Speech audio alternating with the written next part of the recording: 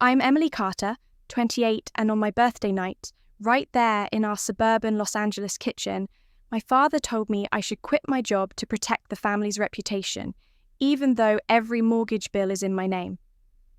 After a long shift, still in my blazer, I set the small, store-bought cake beside the stack of bills, saw the notification for tomorrow's promotion meeting flash on my screen and turned it off. My hand trembled a little as I flicked the lighter.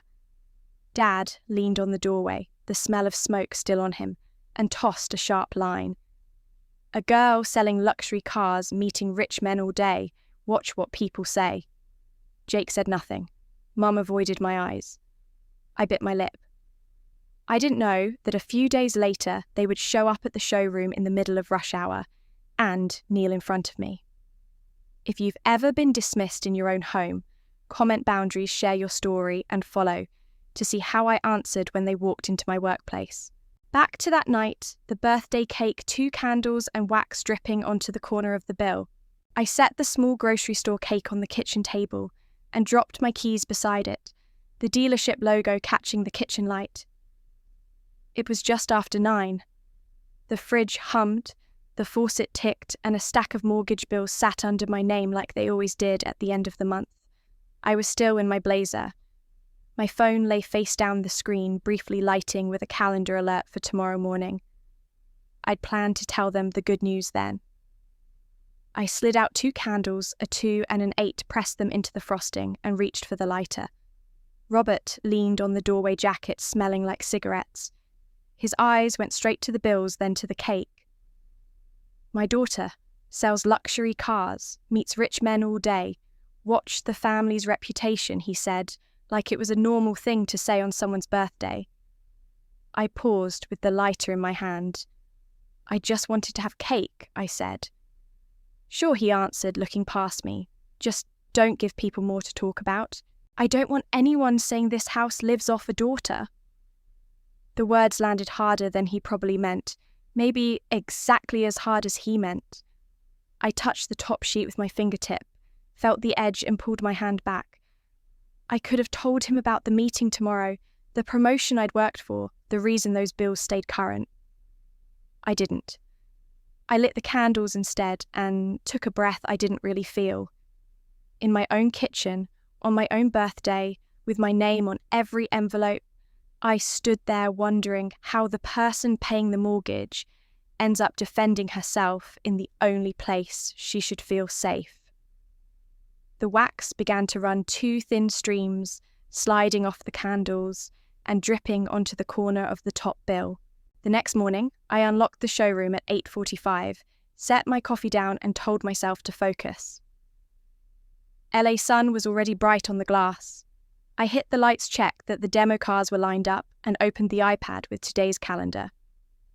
2 test drives, 1 finance call. At the top corner, the leaderboard showed my name in first place for the month. That steadied me. I took a breath and started the day. The Patels walked in at 9, sharp a middle-aged couple who had emailed about an SUV but were curious about the new sedan. I greeted them, learned their names, and asked a few simple questions. How many passengers most days highway, or city any towing budget range? We looked at both models. I opened doors, popped trunks, adjusted seats, connected a phone to CarPlay. They liked the SUV space, but the sedan's ride. I suggested we drive both. On the road, I kept quiet when they needed quiet, and spoke when they asked. Back at my desk, I laid out numbers in 2 neat columns with the maintenance plan and the current finance rate. No pressure. Here's what each total actually looks like over 5 years, I said, sliding the sheet across. They looked at each other, nodded, and chose the SUV. We shook hands. I pressed the small chrome bell on the desk and the floor clapped, once a quick cheer we do when a deal closes.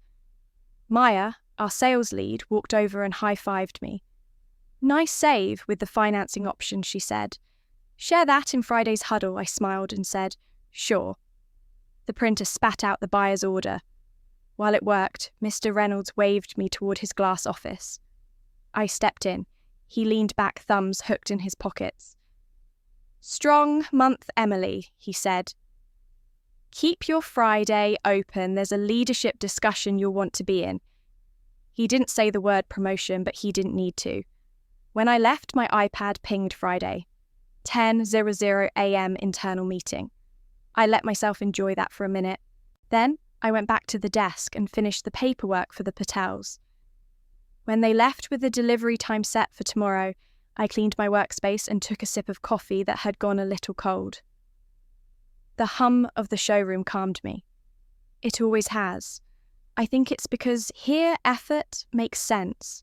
You show up, you listen, you do the work, and people respect that. Staring at the leaderboard brought up an old picture in my head. I never quite shake. Our living room, when I was a kid, Jake stretched on the couch with a controller shouting at a game while I stood at the sink up to my elbows in soapy water. Dad passed behind me and said, "Let your brother rest. He has school tomorrow. I had school too." No one said that part out loud. Another time, I brought home an honour roll certificate. Dad looked at it and said, "A girl will rely on her husband anyway. Don't get cocky." He didn't sound mean. He sounded like he thought he was telling the truth. Mum glanced at the floor and told me to help fold laundry. Jake got $20 to go to the movies. Those memories don't crush me now, but they sit there and colour things. They make me work harder and make me expect less at home. Around noon, I went to the break room with my salad and opened my banking app. I do this every payday and most days in between.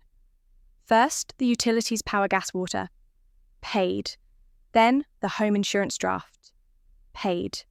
A partial mortgage payment because it's split twice a month. Sent. Then, Jake's tuition and campus fees for the community college class he swears he's finishing this term. Paid. The total outflow stacked up fast. The remaining balance looked thinner than I'd like, but nothing was overdue. That always gives me a small, private relief, the kind I don't get credit for, but I feel in my chest. I took a photo of the receipts and saved them in a folder habit by now. When I set the phone down, a text from Mom slid onto the screen. "Please don't argue with Dad tonight." I stared at it for a full 5 seconds. "No, hello, no, how are you? Just the job I always seem to get." Keep the peace, make it smooth. Absorb the hit. I typed nothing. I flipped the phone face down and finished my salad. After lunch, I met a walk-in who only wanted to sit in a coupe and take pictures. I treated him like a buyer. Anyway, answered questions, gave him a card. He left, smiling. Maya caught me at the water cooler and asked if I was okay. I said I'm fine, just tired. She made a face like she didn't believe me, but let it go.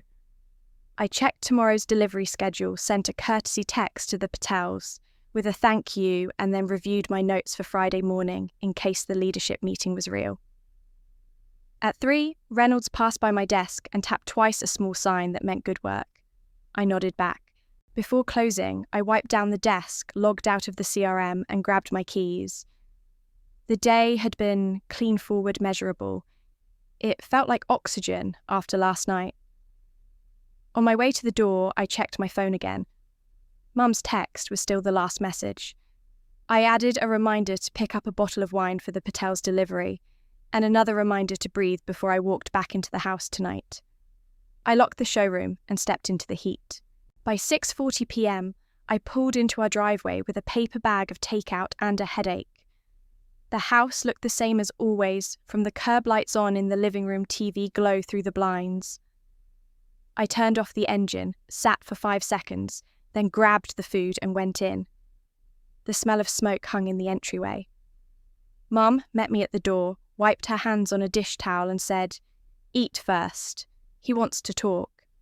She didn't meet my eyes. I set the bag on the kitchen counter and looked at the table. 3 place settings were laid out, napkins, folded water glasses full, but no hot food. Dad was not there yet. Jake sat at the far chair, scrolling his phone. He didn't say hi. I opened the takeout boxes and put them on the counter. I wasn't hungry anymore, but I took a plate to keep my hands busy. Dad walked in from the hallway, sat at the head of the table, and lifted his chin like a signal to start. I took the chair on the side. Mum sat next to me quiet. Jake kept his phone face up by his fork. Dad didn't touch the food. He folded his hands and said, calm and flat. Starting next month, you quit your job. I won't have people saying this family lives off a daughter. I put my fork down. That's not how this works, I said. My job pays the mortgage and the utilities. He slid an empty envelope toward me as if it meant something. A man should carry the load, not a daughter. He looked at the envelope like it proved his point. I pushed it back. I'm not quitting. He stared at me and changed angles. Your job deals with rich men all day. It's improper, people talk. He said a neighbour's name and repeated a line he'd obviously heard on the sidewalk. I said it's a normal sales job. There are contracts, managers, cameras, policy. I sell cars, that's it. He shook his head. Doesn't matter. Reputation first. Jake laughed through his nose and finally spoke without looking up. Your commission is family money. We all benefit. That's how families work. He tapped his phone and said, also, we should talk about a used car for me if I'm going to get serious about work. I stared at him. You can apply for a part-time job tomorrow. I'll help with your resume. But my income is not a blank check. Mum said weak Jake is trying, and then went quiet when Dad glanced at her. I kept my voice even. I'm not quitting. My job is legitimate. It's the reason this house is stable. I listed the facts so there was no confusion.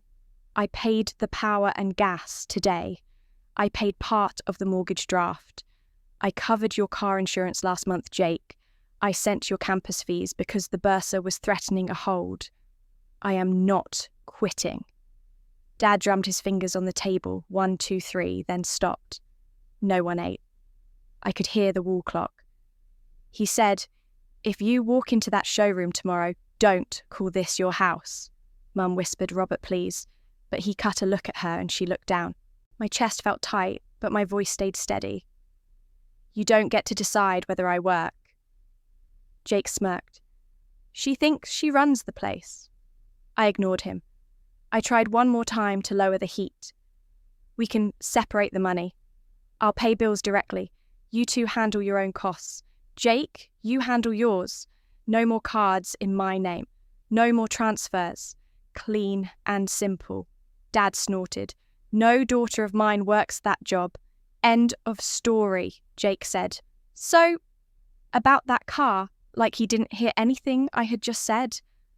I looked at Dad and repeated, I won't quit. He hit the table with his palm. Not a full slam, just hard enough to shake the silverware and tilt a napkin. You think money gives you the right to talk back, he said. You don't respect me. The words were old and heavy. I said I respect work. I respect bills being paid on time. I respect truth.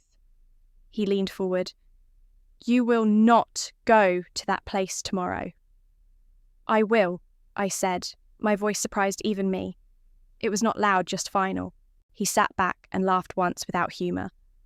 We'll see how tough you are. The room went quiet in a new way. I could feel my pulse in my neck.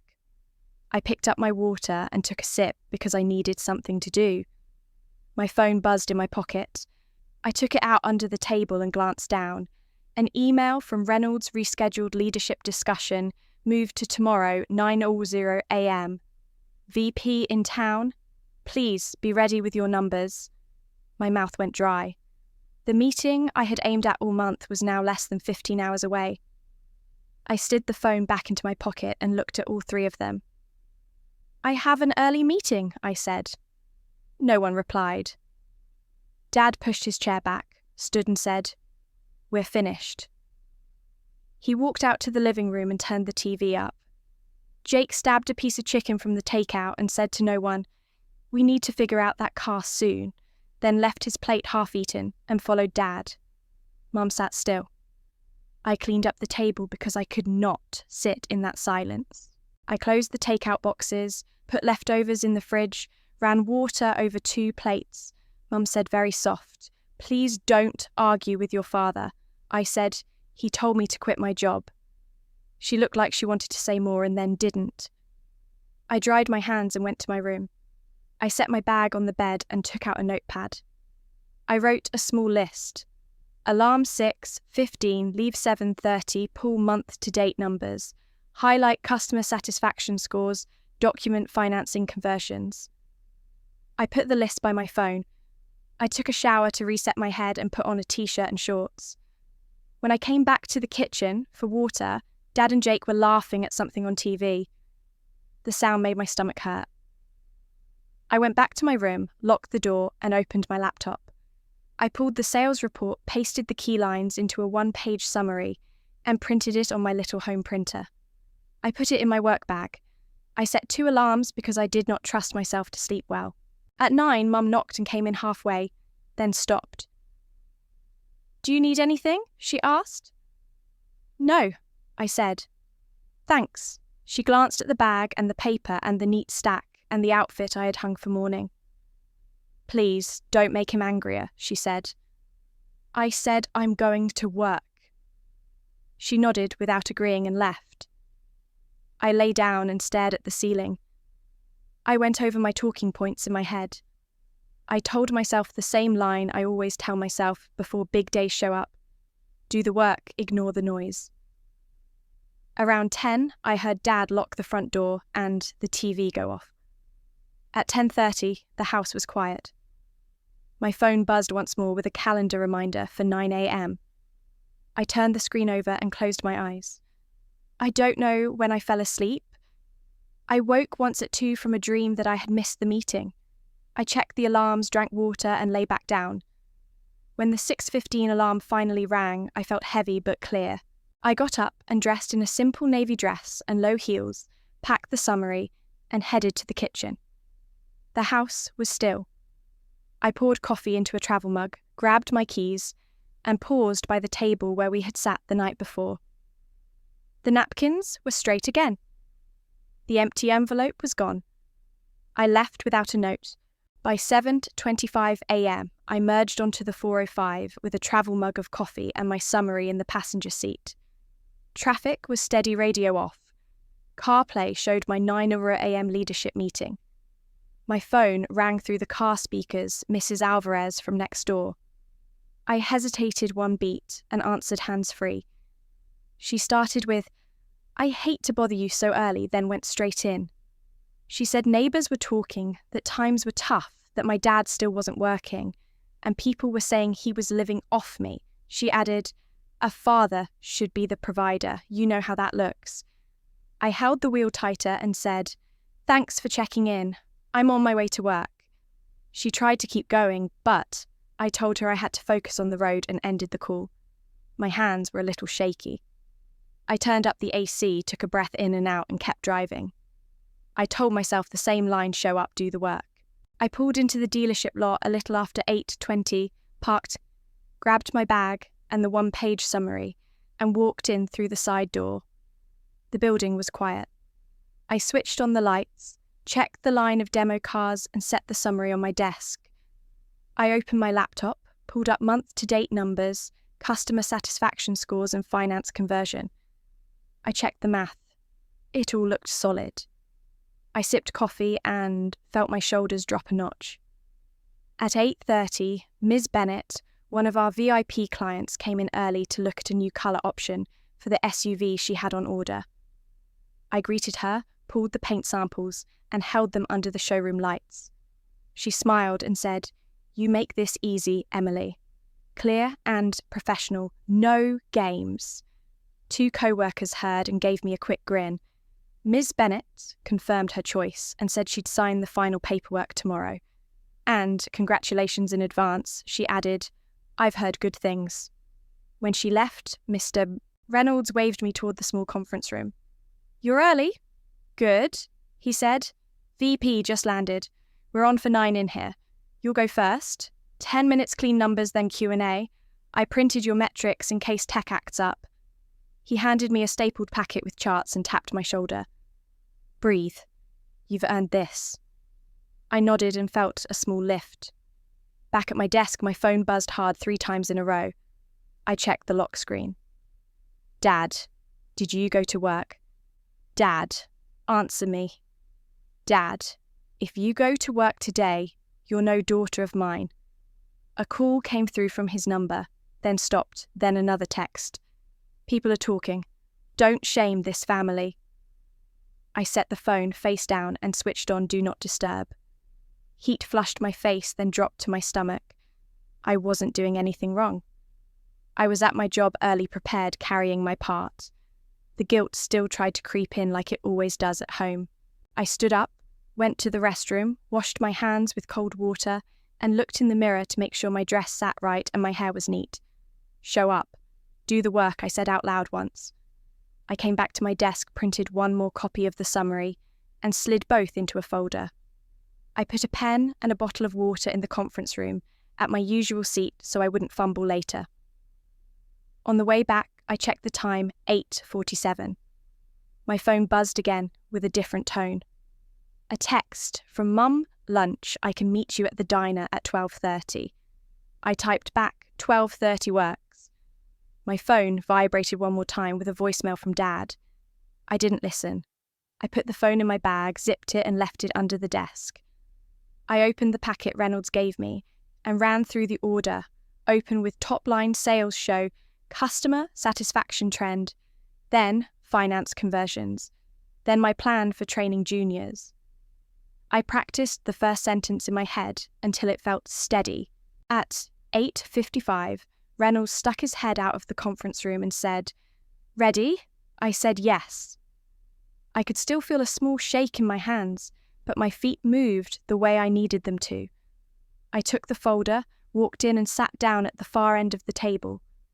The VP stood near the screen, scrolling through emails on his phone. He looked up, nodded once and said, "Morning." Reynolds gave me a quick look that said, "Go." I laid the folder in front of me, lined up the papers, and took one slow breath.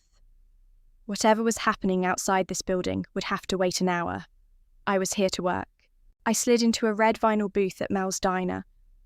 Mum was already there with 2 waters and that tight little smile she uses when she's worried. Tina poured me coffee, left a menu and moved on. I didn't need it. I ordered a turkey club. Mum got chicken noodle soup. Before the food came, she leaned in. "Can you not provoke your father?" she said, keeping her voice low. "He's wound up." "What counts as provoke?" I asked, "not work, not speak." She looked at the napkin holder like it had answers. "Just don't bring up the job tonight. Let him cool off. People are talking." I wrapped both hands around the coffee mug to steady myself.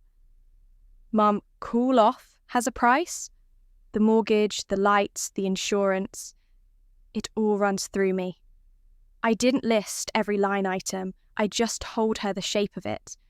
The house payment is more than $2,000. Utilities run a couple hundred. Home insurance every month. Jake's car insurance and his school fees also on me. Some of it sits on my cards. If anything is late, fees stack and my credit takes the hit. That touches everything. Tina set the bowls and plates down and backed away. Mum stirred her iced tea, even though it didn't need stirring.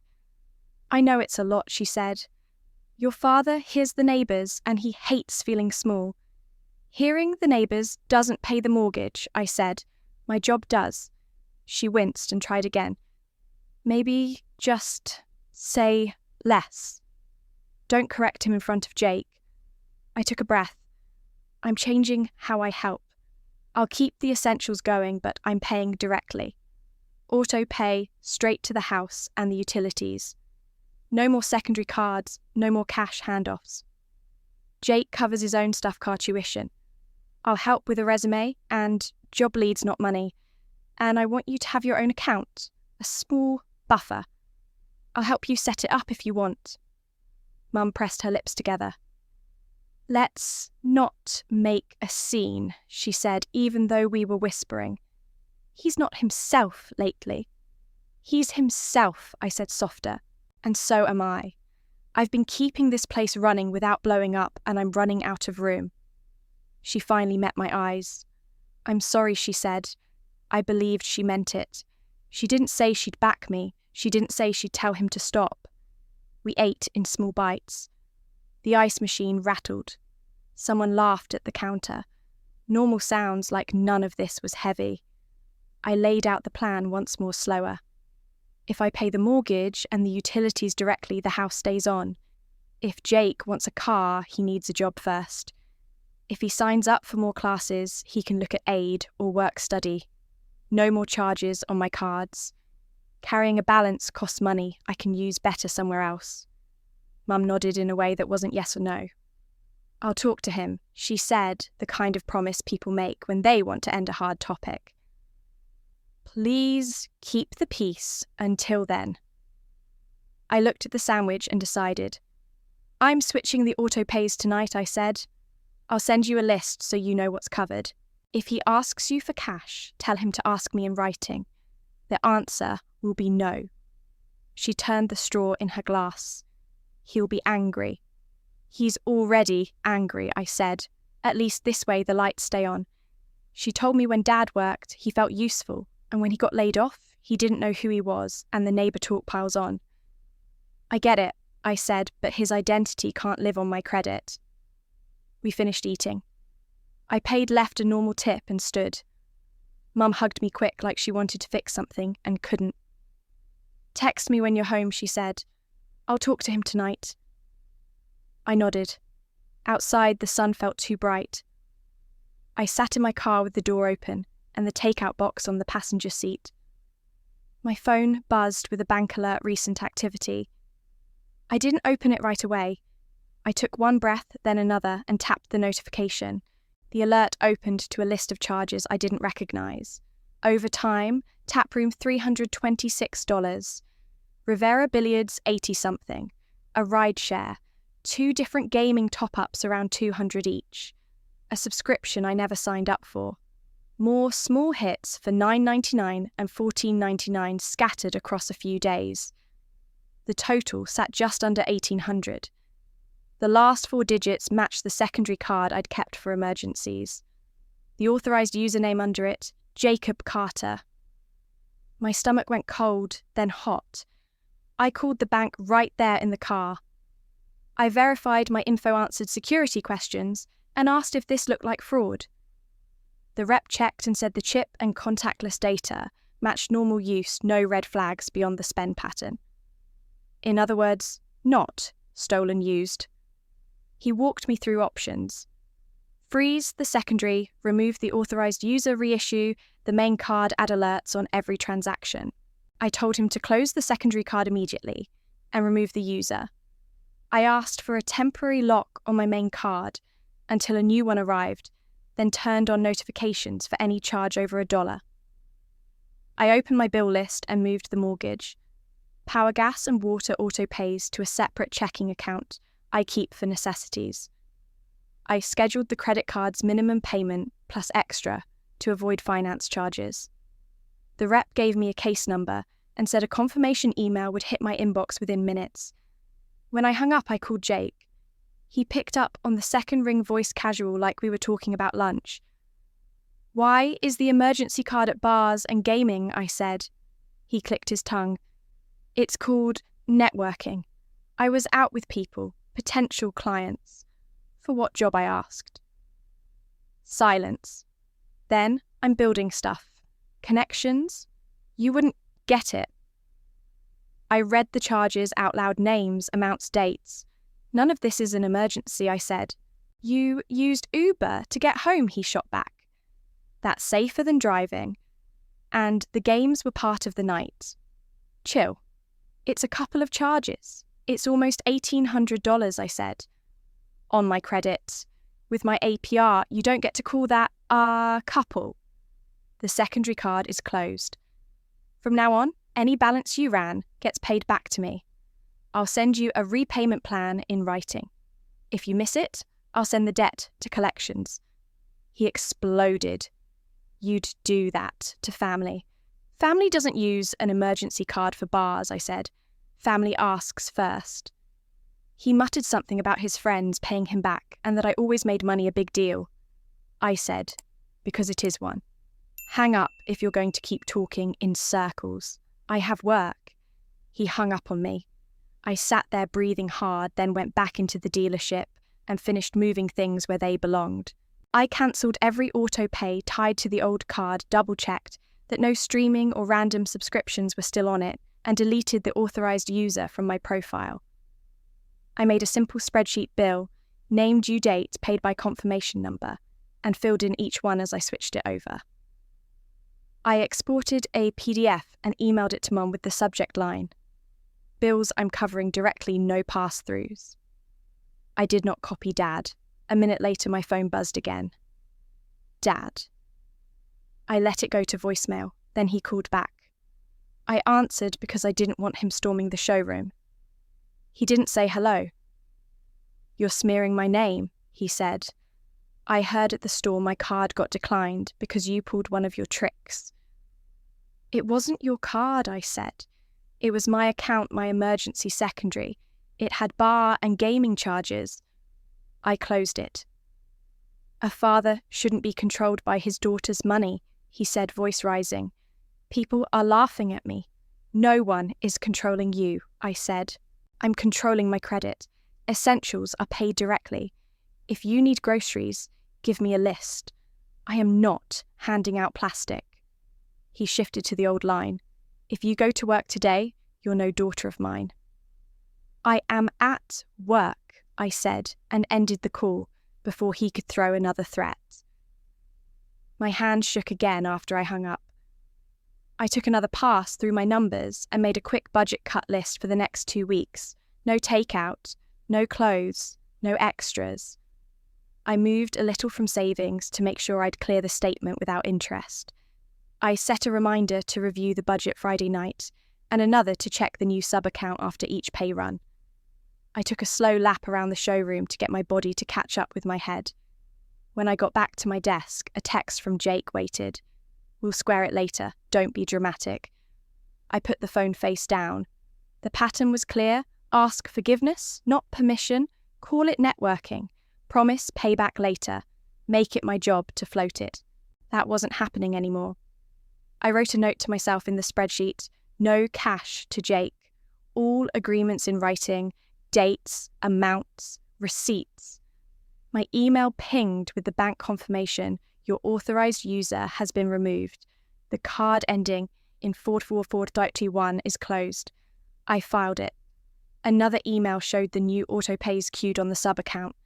That gave me a half-inch of air. The rest of the air went away when Dad's voicemail came through. I didn't listen to it. I couldn't. I had a follow-up document to send after the VP meeting and numbers to clean. I focused on that for the next hour. When I finished and pressed, send, my phone buzzed again, this time with Mum's name. It wasn't a call. It was a text. "I need to tell you something. Can we talk late tonight?" My heart dropped, not far, just enough to land heavy. I typed, "Yes." After 9. She answered, "Okay. Be safe." I stared at the thread a moment and knew, even before she said it, that the secondary card hadn't just fallen into Jake's hand. Someone put it there. The trust I still had left thinned out to a thread. I saved the spreadsheet, closed the banking app, and got up to greet a client who had just walked in. "Work first."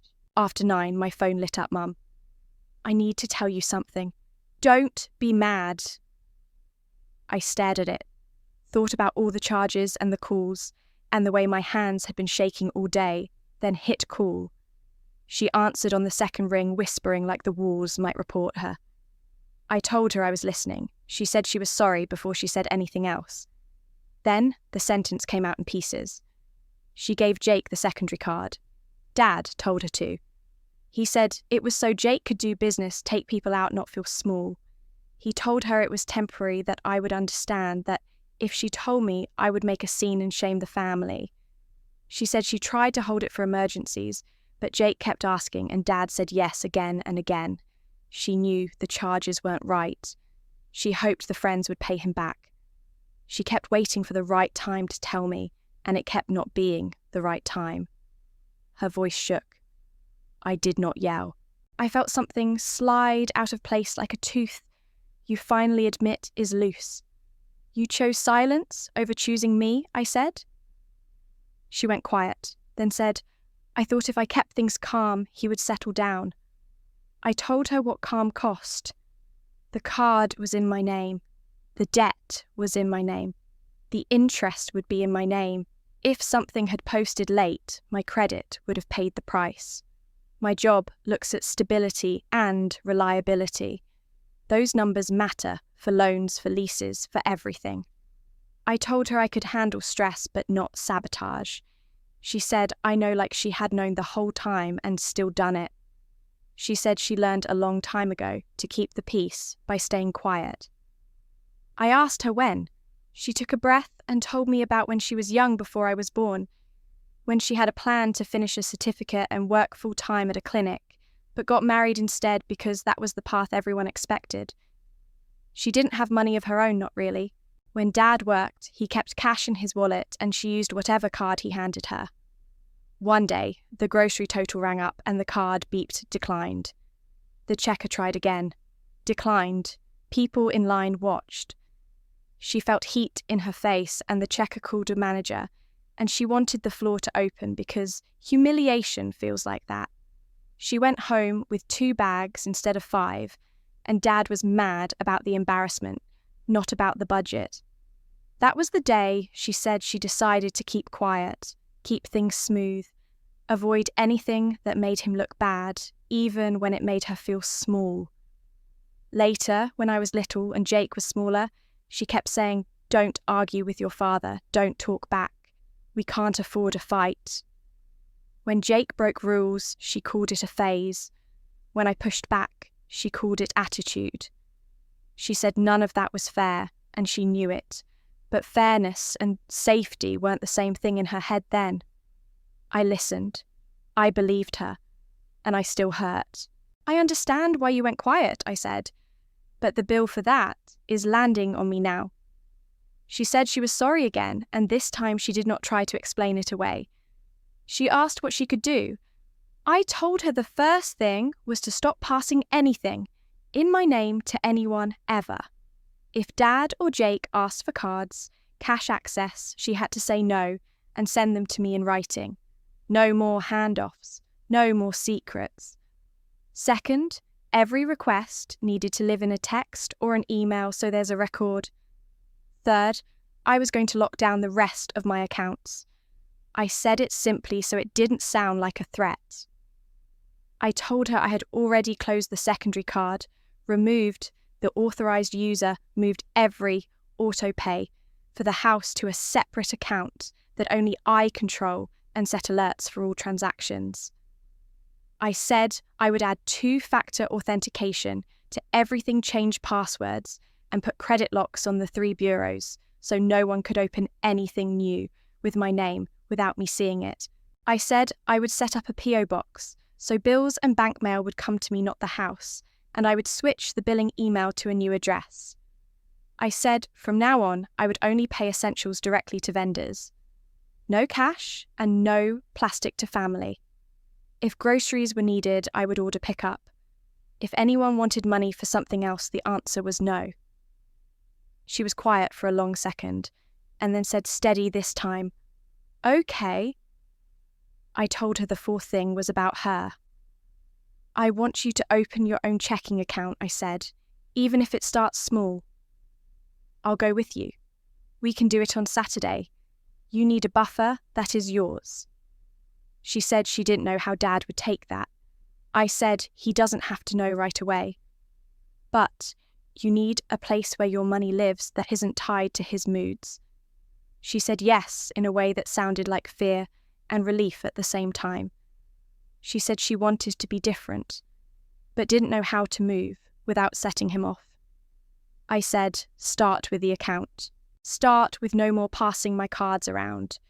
Start with telling me the truth the minute something happens. I'll back you on those. She asked if I was mad at her. I told her I was hurt and tired and I still loved her, and those things could stand next to each other. I told her I needed a new kind of relationship with her or I would burn out.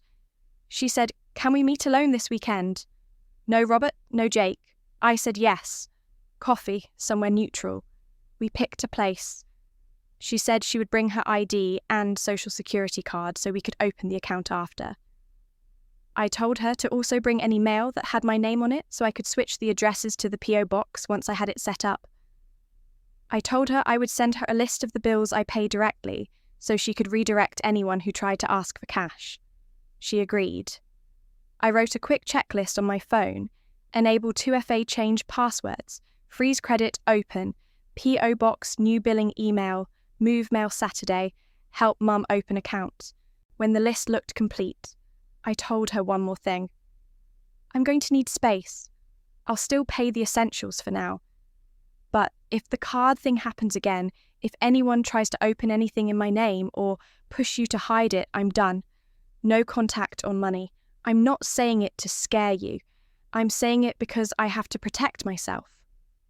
She said she understood. She sounded like she meant it. We sat in that quiet for a moment, both breathing. She said she was proud of me.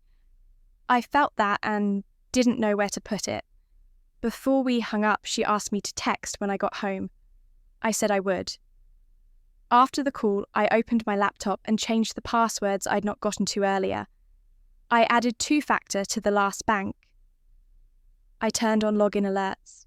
I drafted a short email to my boss's assistant asking for HR's contact, in case I needed to update my mailing address for W-2s if I moved.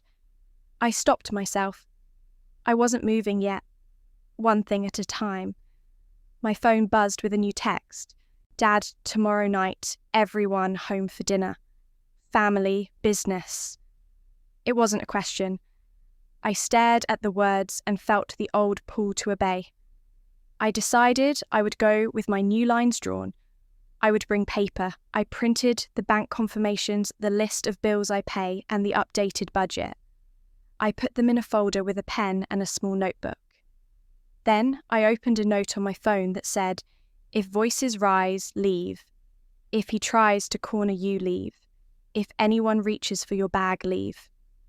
I set it as a lock screen reminder, because sometimes clear rules help when the room gets loud. I texted Mum goodnight.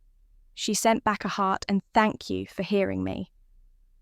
I put the folder by the door and tried to sleep. I wasn't calm, but I was clear.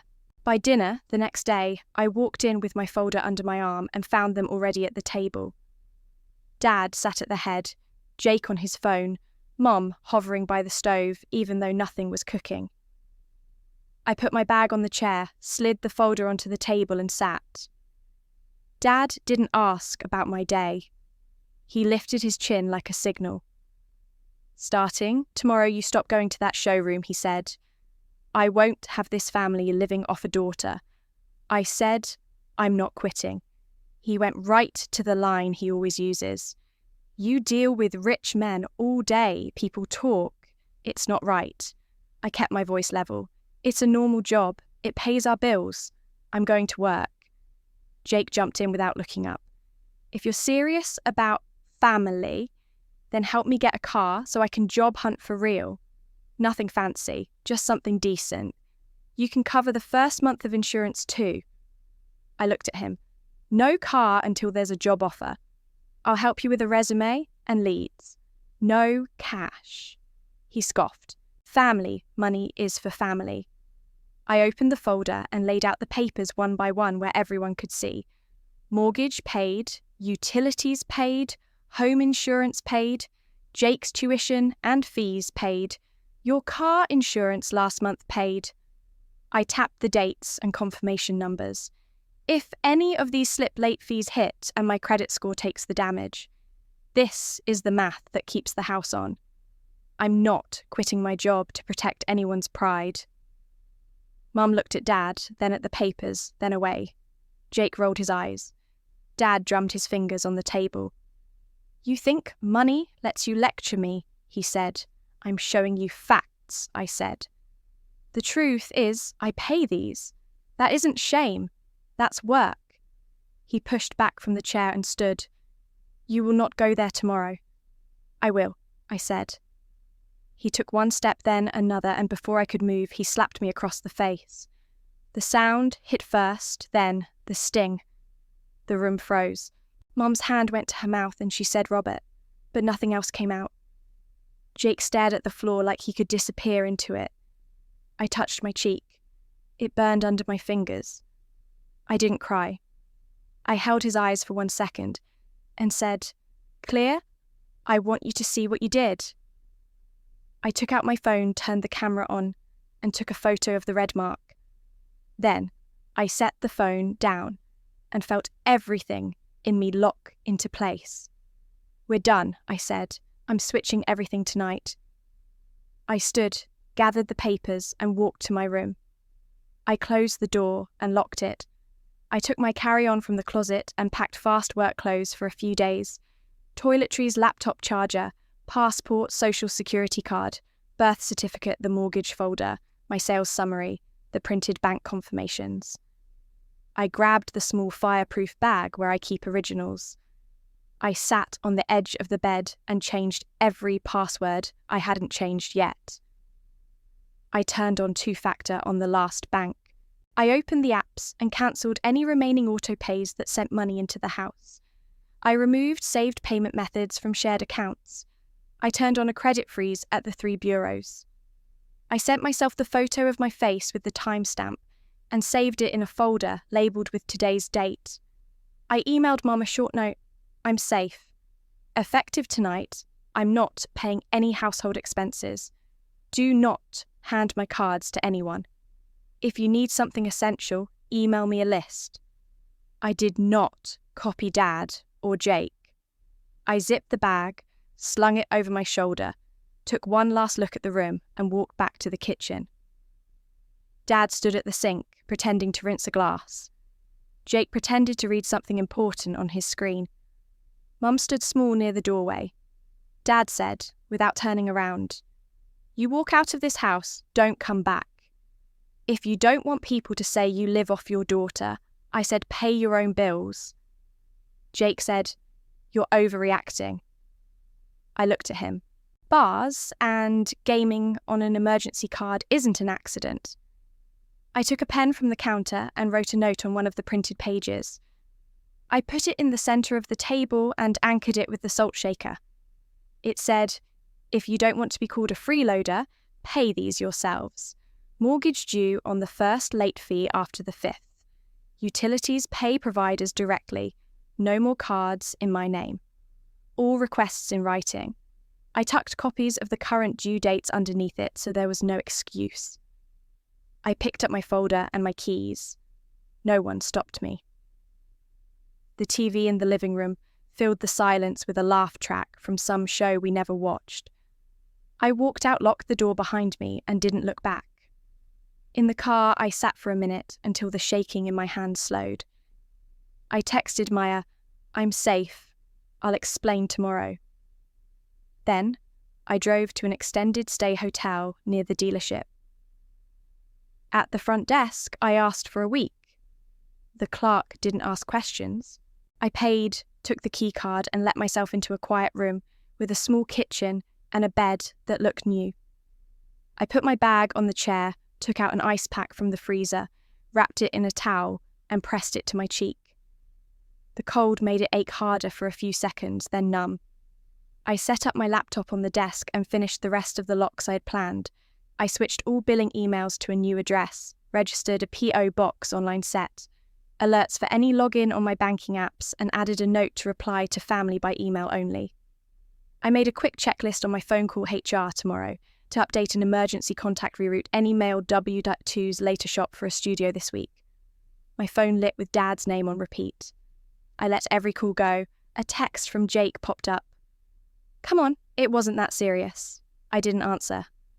A text from Mum came next. "Are you safe?" I typed. "I'm safe. I'll text you tomorrow." I took another photo of the bruise with the better light in the hotel bathroom and emailed it to myself again. I set the ice pack back and lay down with my clothes still on the folder next to me on the bed. A minute later, I got up, put the folder by the door so I wouldn't forget it in the morning, and turned my phone to silent. My face still throbbed. Everything else felt oddly quiet. I didn't know what would happen with the house or with them. I knew what would happen with me. I would go to work, and I would not pay another bill for that address. I turned off the lamp and closed my eyes. Morning smelled like coffee and clean sheets. I woke up in the extended stay room, the kind with a small kitchen and a table that passes for a desk. My cheek was tender, but less swollen. I laced my shoes, ran 2 slow loops around the block, and came back to shower. I brewed coffee, set my folder on the table, and opened my laptop.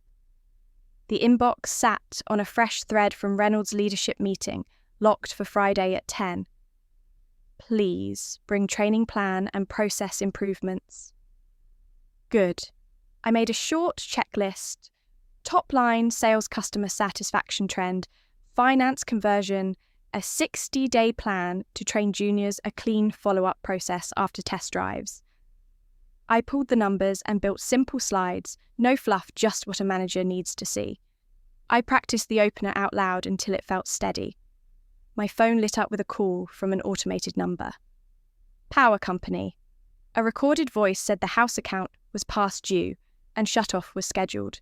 I pressed 0, told the agent I no longer lived there, and gave him my dad's and Jake's names. He asked if I wanted to pay. I said no. He noted the account contact and ended the call. Before I could put the phone down, another call came in from a collector asking for Jacob Carter about a local store card.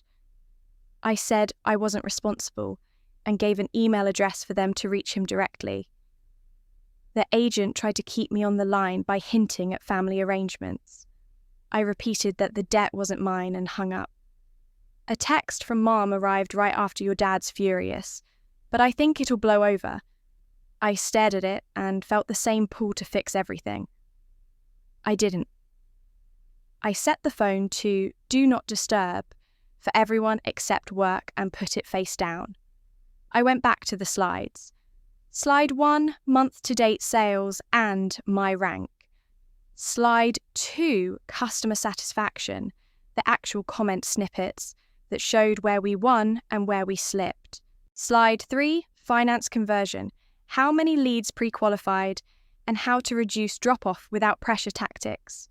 Slide 4, a 60-day training plan for new hires with shadowing role plays and objection handling.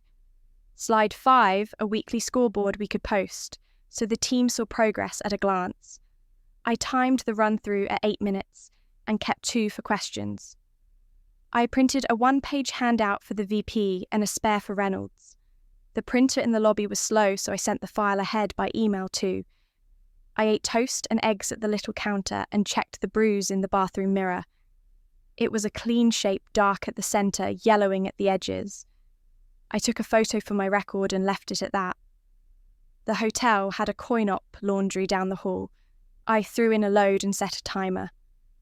While it spun, I looked at listings for studios near work, saved 3, and sent quick messages to book showings over the weekend. I felt better with a plan on paper. The timer buzzed. I moved the clothes to the dryer and returned to the table. The phone kept lighting with blocked calls on the other side of Do Not Disturb. I let them stack up. I emailed Reynolds to confirm the agenda and attached the summary. He replied with a thumbs up and a short line. Looks tight, good job. I exhaled. Another text from Mom slid into the preview. Are you okay to talk later? I typed back. Email me what you need. I'm working. I cleaned the table, sorted my bag, folder handouts, water pen, and ran the deck once more. I spoke in a normal voice and cut any extra words. When I hit 9 minutes, I trimmed a sentence and moved on. I made a small lunch in the pan, leftover rice and eggs, and ate it standing up. The phone vibrated again with a new voicemail icon from an unknown number, and a second from Dad. I didn't listen. I reminded myself of the rule I set last night. Answer family by email. Only no cash, no plastic pay essentials directly if I choose nothing else. I added 1 more line to the slide about referrals, and a script for asking happy customers for a review without sounding needy. I saved everything to a cloud folder and to a USB just in case. The dryer beeped. I folded my clothes and packed them back into the bag, then set out a navy dress and flats for tomorrow. The room felt quiet in a good way. For the first time in days, my body wasn't braced for a door slam or a raised voice. I checked the time and set an alarm for the morning. I glanced at the lock screen notifications without opening them. 3 missed calls, 2 unknown voicemails, 1 text from Jake that started with "answer your phone." I didn't. I closed the laptop and sat for a minute with my hands on the table. The rules were simple now. Focus on the work. Hold the line. Let the people who broke things fix them. I brewed a second cup of coffee, reviewed the slides one more time, and put the handouts in the folder. When I felt the old panic rise, I named the next small task and did it. That kept me steady. I turned off Do Not Disturb for a minute to catch any actual work messages. One came in from Maya. "You good for opening tomorrow?" I typed. "Yes. See you at 8. I turned Do Not Disturb back on and put the phone across the room. I washed the pan and the mug wiped the counter and cracked the window for some air.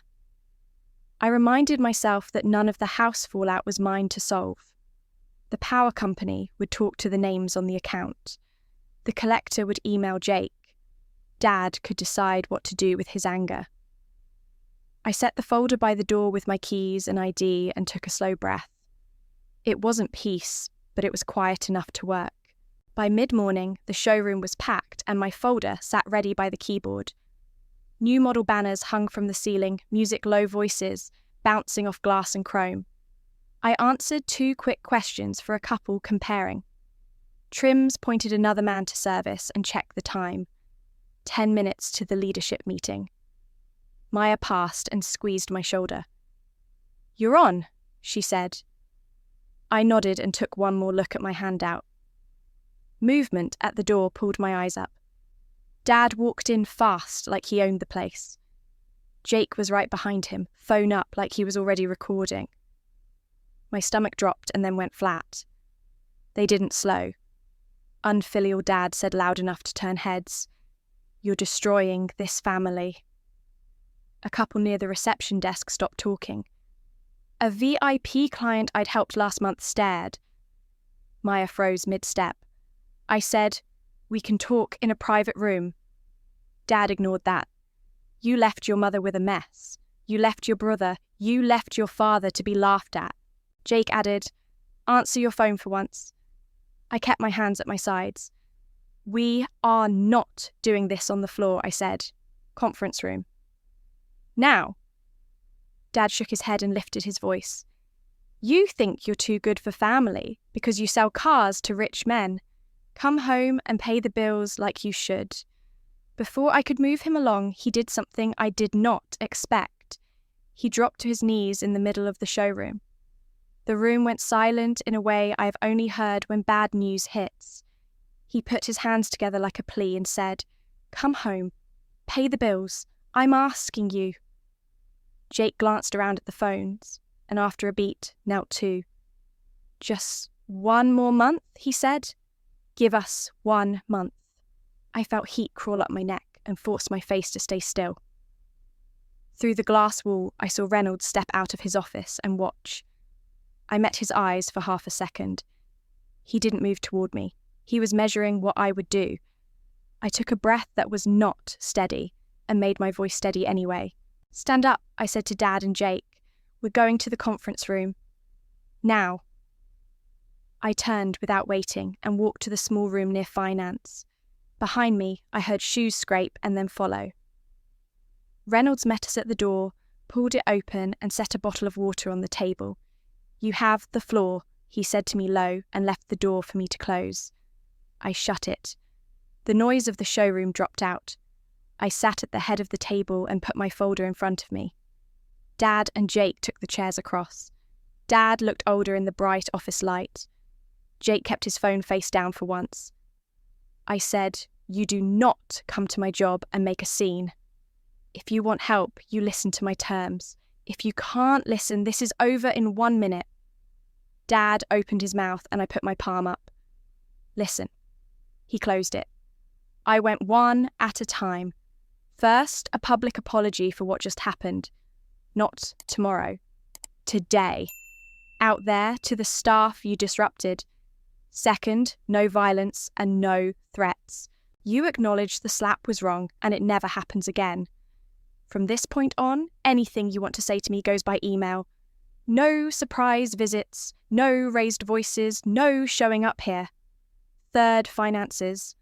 There are no cards in my name for anyone. There is no cash. I will pay essential bills only if I choose directly to the provider on my schedule. There is no family money.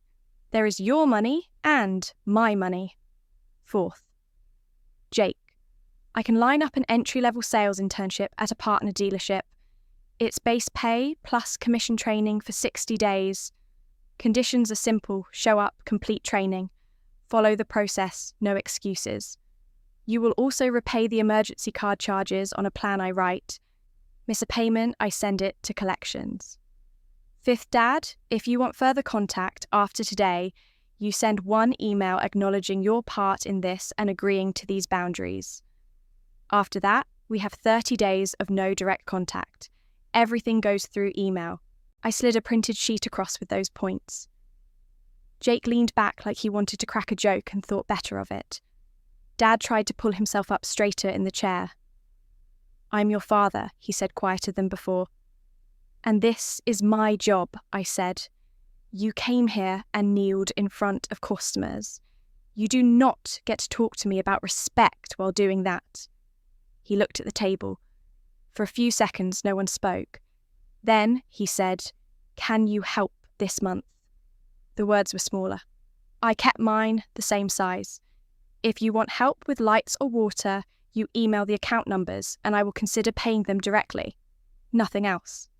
Jake leaned in. Just 1 month of everything, and then I'm set. No, I said, internship or nothing, and you pay me back what you charged. He blew air out of his nose like a child. You'd really send family to collections if family puts debt on my credit and refuses to repay? Yes, I said. I slid a pen and the acknowledgement copy across. Sign that you received these terms. This is not a contract. It is a receipt that I told you the rules. Dad stared at the paper, then at me. He picked up the pen. His hand shook just a little. He signed his name. He handed the pen to Jake. Jake made a show of rolling his eyes and scrawled his. I took the page back and tucked it into the folder. I stood. We're done, I said. You will leave quietly. If you step onto the floor again about this, I call security. The door opened and Reynolds stepped in. He looked at me first. We have 10 minutes before the VP sits, he said. Can you proceed? Yes, I said. He turned to Dad and Jake. This is a workplace. You're leaving now. Dad stood and looked at me like he was trying to find a different angle and didn't have one. All right, he said. Do that, I said. I opened the door and pointed them toward the exit. They walked out without speaking to anyone. A few heads turned. Maya didn't ask questions. She just handed me my handout. You got this, she said. I nodded. Reynolds and I crossed the hall to the larger conference room. The VP sat at the far end flipping through a schedule. I set a copy of the one-pager in front of him and another in front of Reynolds. My hands were steady now. I opened with the line I had practiced and moved straight into the numbers. Month-to-date sales, customer feedback, finance conversion. The 60-day training plan for juniors. Simple, clear. I kept it inside 9 minutes and stopped. The VP asked 2 quick questions about staffing and follow-up cadence, and I answered with what we already do and what I proposed to fix the gaps. He nodded once and said, "Thank you." That was it. After the meeting, I stepped into the hall and let out one long breath. My phone buzzed with 2 emails. The first was from Dad's new address. It said, I accept the terms about email and finances and nothing about the slap. I flagged it and moved it to a folder. The second was from Jake Send, details on the internship. I replied with the HR contact at the partner store and the note that missing training or payments would end my involvement. I copied myself and saved both threads. Then I put my phone away and went back to the floor like it was any other day because that was the point. That evening, I sent the formal terms and the numbers, no drama, just documents. Email 1 went to all 3 separate threads so no one could reply all and turn it into a fight. Subject terms and next steps, please read carefully. I attached photos of the unpaid bills from the house and a simple cash flow sheet I built called Household without Emily. It showed mortgage power, gas water insurance, due dates, late fee windows, and a blank paid by column. In the body, I wrote 3 lines. Here are the facts, no phone calls. All replies by email. Then I restated the basic boundaries. No phone and no surprise visits, no cash and no cards in my name. I may choose to pay essential bills directly to the provider and nothing else. Any violence or threats end contact immediately. We review in 60 days. I hit send and moved to Jake. Subject internship offer and conditions. I gave him the details of the entry-level sales internship at a partner. Dealership base, pay plus commission, start date next Monday. If HR cleared him a 60-day training plan, broken into 2 weeks of shadowing and 4 weeks of supervised selling with clear targets. I listed the 5 conditions public apology for disrupting the showroom today, sent to Reynolds and the front of house team within 24 hours.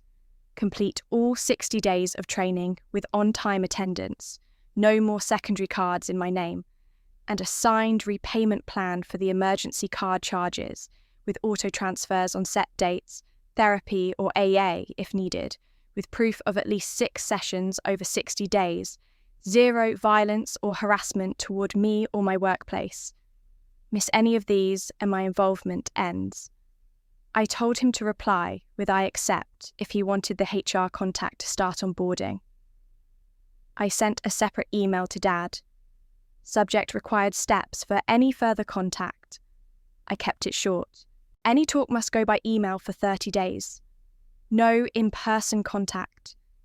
If you want me to consider paying any essential bill, email the account number and a PDF of the current statement.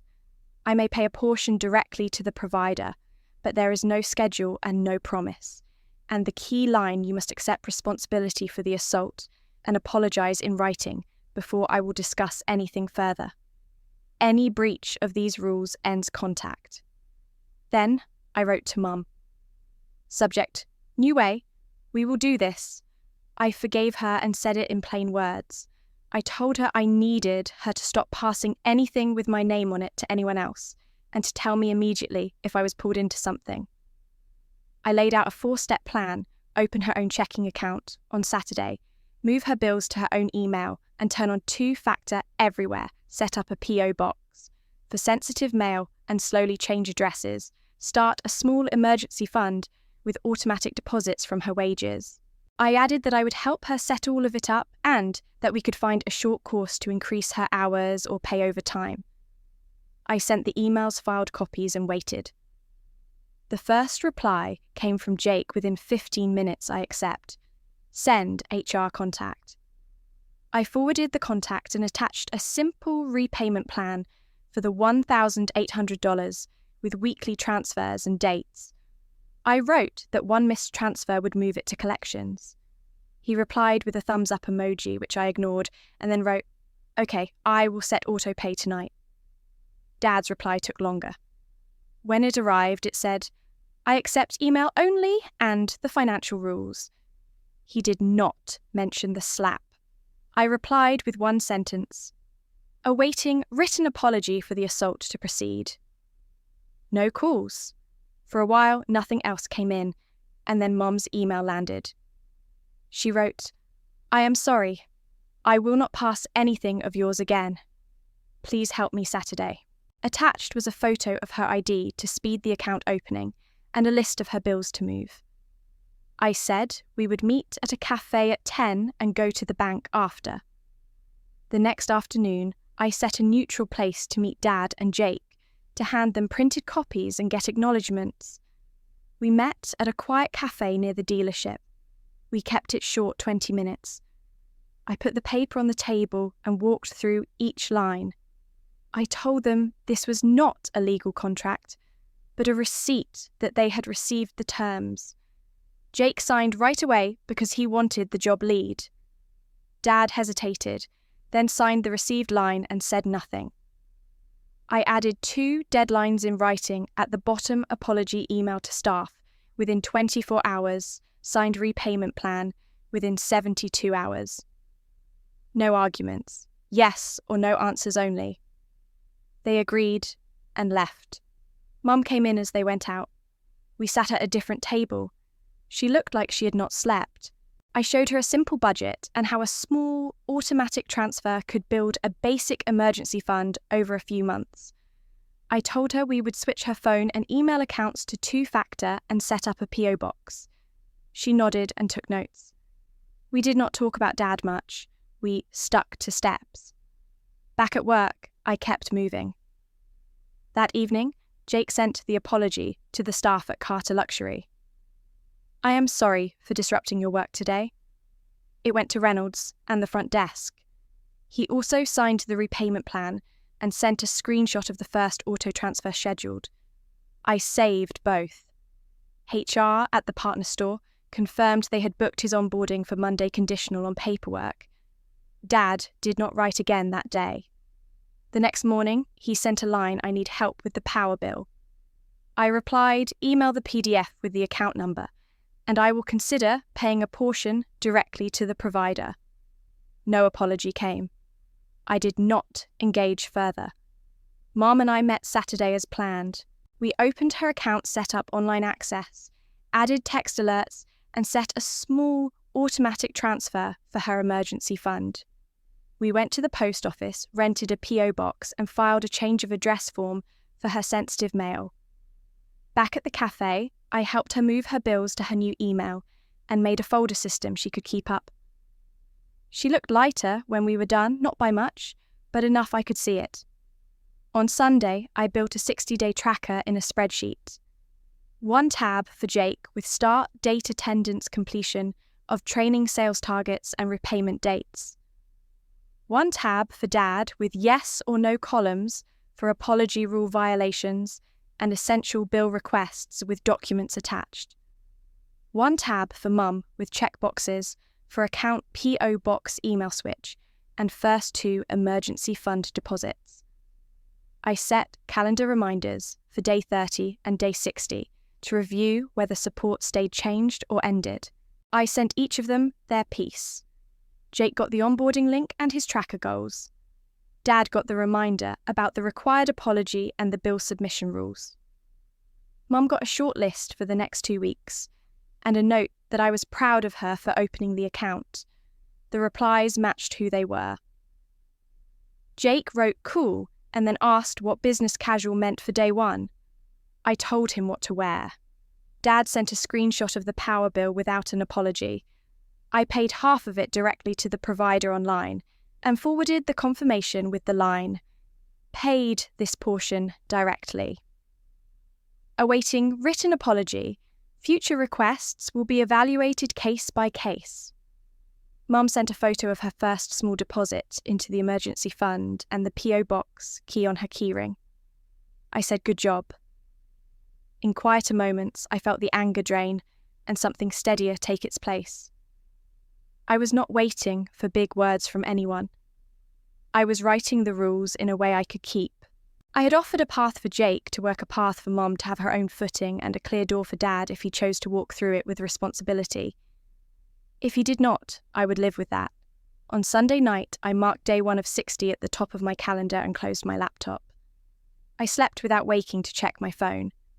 Weeks passed and the quiet started to feel normal. I moved through simple days that had shape. I opened the showroom, ran a short loop before work, made coffee in my small place, and wrote a list for each morning. I slept through the night. I did not wake to check my phone. The family emails kept coming, but they were just the emails, not knocks at my door. Jake showed up to work. Every Friday, he sent a photo of his time card to the tracker address I made for him. I logged each one and marked the week complete. He finished the shadow weeks without drama. He sat through role plays, learned the script for greeting, learned the steps for a test drive, and learned how to enter clean notes in the system. In week 3, he closed a small deal with a supervisor beside him. The email he sent that night said, "Thank you for the lead." No jokes, no emoji. The transfers for the emergency card arrived on the dates we set. Once he almost missed. I sent a one-line reminder that said, "Miss 1, and it goes to collections." He moved money and the transfer hit that day. It was not friendship and it did not need to be. It was a plan both of us could follow. Mum kept her promises too. She opened her own checking account, turned on 2-factor security, and switched her bills to her own email. She sent a photo of the key to the post office box and the form that changed her address for the bills that matter. She set a small automatic transfer to begin her emergency fund and sent a screenshot when the second deposit posted. She picked up extra shifts and asked me to help her pick a short course for the front desk at her store. We met for coffee twice, just the two of us, and we talked about money like it was normal. She forwarded any requests from the house and did not hand anything to anyone. It was the first time I had seen her act with a plan that belonged to her. Dad wrote once with a bill and attached the statement the way I asked. I paid a part of that one directly to the provider and wrote that future requests would be weighed case by case. A few days later, he sent a short email that said, "I apologise for the slap. It was wrong. I will not repeat it." There were no extra sentences. I read it twice. I replied with "Thank you for acknowledging this. We will keep contact by email only." I did not try to fix him. I did not write what I wished he had said. I simply filed the message and moved on. At work, I stayed on the track I had built. The leadership meeting turned into an offer, and then the offer turned official. Reynolds and the vice president sent a company email that named me sales manager and listed the goals for the quarter. I printed the one-page plan and taped it inside my desk. We posted the weekly scoreboard where everyone could see it. We cleaned up the follow-up steps after test drives and set a calling rhythm the team could actually keep. The customer comments began to shift a little at a time. They used words like clear and patient and no pressure. I told the team that was the point. Maya led a small cheer the day the numbers ticked up. That night, I bought a simple dinner to mark the job change and sent a thank you note to the 2 mentors who had told me to trust numbers and not noise. I did not announce any of it to the family. The proof of my life was in my calendar and in the way my room felt when I locked the door. On a late afternoon near the end of the 60-day window, I closed the showroom with the lights low. The traffic outside was soft. Staff had gone home. I did a last walk through, checked each desk, and stopped by a sedan near the front. Sunlight slid across the windshield and showed a faint streak. I took a cloth from the cabinet and wiped it once. The glass went clear. I stood there another breath and looked at my face in the clean surface. It looked steady. My phone vibrated with 3 emails. Jake sent his last time card of the training period and a short line that said, "Finished." Mum sent a photo of the second month of deposits into her new account. Dad sent a short request for help with a water bill and a clean copy of the statement. I opened my tracker and marked day 60 complete. I replied to Jake with "Good work," to Mum with "Proud of you," and to Dad with "I will consider paying a proportion directly and will reply after review." Then I set the phone down. I was not angry. I was not waiting for an apology that matched my script. I had boundaries I could keep and they were working. The house had lights because the people who lived there faced their own bills. My work had structure because I built it that way. My life had quiet that did not need permission. I locked the front door and turned back to the car line one more time. The room was still. I thought about the last months and what they taught me.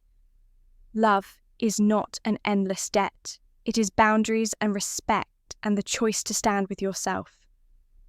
I turned off the last switch and headed out. Next part epilogue, or we can package the full manuscript with title ideas, a short blurb and a social caption.